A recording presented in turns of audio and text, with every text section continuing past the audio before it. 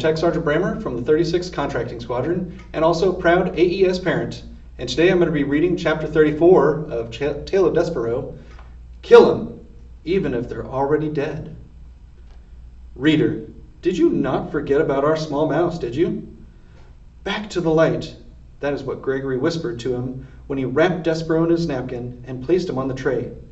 And then Mig, after her conversation with Despereaux, carried the tray into the kitchen, and when she saw Cook, she shouted, "It's me, Miggery Sow, back from the deep downs."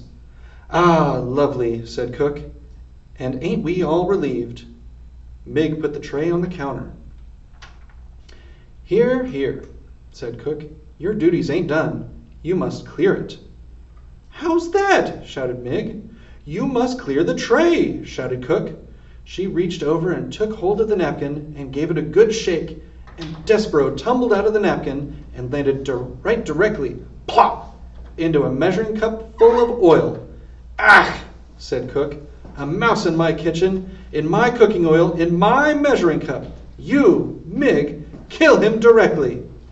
Mig bent her head and looked at the mouse slowly, sinking to the bottom of the glass cup. "Poor little Meesy," she said, and she stuck her hand into the oil and pulled him out by his tail. Despereaux, gasping and coughing and blinking at the bright light, could have wept with joy at his rescue, but he was not given time to cry. "Kill him!" shouted Cook. "Gah!" said Mig. "All right." Holding Despereaux by the tail, she went to get the kitchen knife, but the mouse tail as it was covered in oil, was slick and difficult to hold on to, and Mig, reaching for the knife, loosened her grip, and Despereaux fell to the floor. Mig looked down at the little bundle of brown fur. "Gah," she said, "that killed him for sure." "Kill him if he's already dead," shouted Cook. "That's my philosophy with mice. If they're alive, kill them. If they're dead, kill them. That way you can be certain of having yourself a dead mouse, which is the only kind of mouse to have. That's some good saucy, that is. Kill 'em if they're already dead." "Hurry, you cauliflower-eared fool," shouted Cook. "Hurry!" Despereaux lifted his head from the floor. The afternoon sun was shining through the large kitchen window. He had time to think how miraculous the light was, and then it disappeared, and Mig's face loomed into view. She studied him, breathing through her mouth. "Little Meesy," she said, "ain't you going to skedaddle?" Despereaux looked for a long moment into Mig's small, concerned eyes, and then there came a blinding flash and the sound of metal moving through the air as Mig brought the kitchen knife down, down, down. Despereaux felt a very intense pain in his hindquarters. He leapt up into action. Reader, he scurried.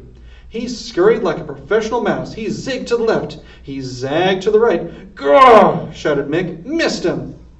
"Ain't that a surprise?" said Cook, just as Despereaux scurried under a crack in the pantry door. "I got the little Meesy's tail, though," said Mig. She bent over and picked up Despereaux's tail and held it up, proudly displaying it to the cook. "So?" shouted Cook. "What good will that do us when the rest of him has disappeared into the pantry?"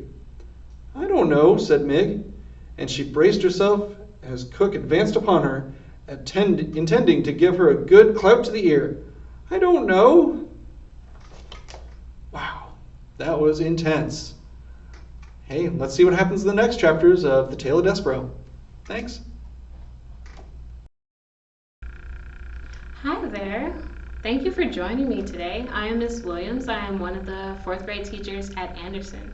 I will be reading Chapter 35, The Knight in Shining Armor. Despereaux was pondering the reverse of that question.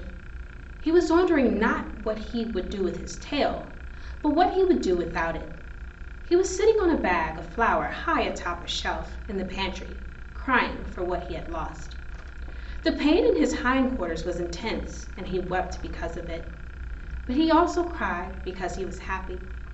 He was out of the dungeon. He had been recalled to life. His rescue had happened just in time for him to save the Princess Pete from the terrible fate that the rat had planned for her.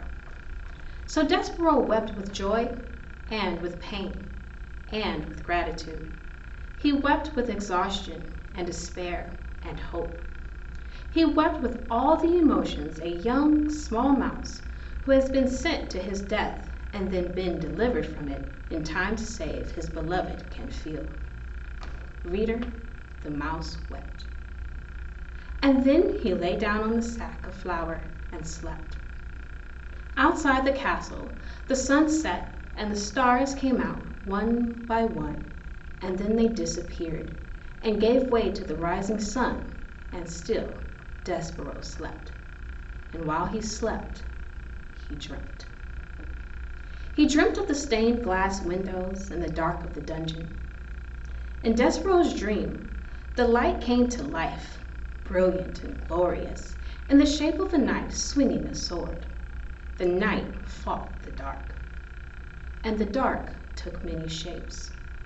First, the dark was his mother, uttering phrases in French, and then the dark became his father, beating the drum. The dark was Furlough, wearing a black hood and shaking his head no. And the dark became a huge rat, smiling a smile that was evil and sharp. The dark, Despereaux cried, turning his head to the left. The light, he murmured, turning his head to the right. He called out to the night. He shouted, "Who are you? Will you save me?" But the night did not answer him. "Tell me who you are," Despereaux shouted. The knight stopped swinging his sword. He looked at Despereaux. "You know me," he said. "No," said Despereaux, "I don't." "You do," said the knight. He slowly took the armor off his head and revealed nothing, no one. The suit of armor was empty. "No, oh no," said Despereaux. "There is no knight in shining armor. It's all just make-believe, like happily ever after." And in his sleep, reader, the small mouse began to cry. Thank you so much for joining me today with Chapter 35. Till next time. Hello, I'm A2 Amerdi from AIMD Guam on Naval Base, on Anderson Air Force Base. Here to read Chapter 36 of The Tale of Despereaux. Chapter 36, What Mig Carried. And while the mouse slept, Roscuro put his terrible plan into effect. Would you like to hear, reader, how it all unfolded? The story is not a pretty one. There is violence in it, and cruelty. But stories that are not pretty have a certain value, too, I suppose. Everything, as you well know, having lived in this world long enough to have figured out a thing or two for yourself, cannot always be sweetness and light. Listen, this is how it happened. First, the rat finished, once and for all, the job he had started long ago. He chewed through Gregory's rope, all the way through it, so that the jailer became lost in the maze of the dungeon. Late at night, when the castle was dark, the servant girl, Despereaux, climbed the stairs to the princess's room. In her hand, she carried a candle, and in the pockets of her apron were two very ominous things. In the right pocket, hidden in case they should encounter anyone on the stairs, was a rat with a spoon on his head and a cloak of red around his shoulders. In the left pocket was a kitchen knife, the same knife that Despereaux had used to cut off the tail of a certain mouse. These were the things, a rat and a knife and a candle, that Mig carried with her as she climbed up the stairs. "Gore!" she shouted to the rat. "It's dark, ain't it?" "Yes, Yes, whispered Roscuro from her pocket. It is quite dark, my dear. When I'm princess, began Mig. Shh, said Roscuro. May I suggest that you keep your glorious plans for the future to yourself?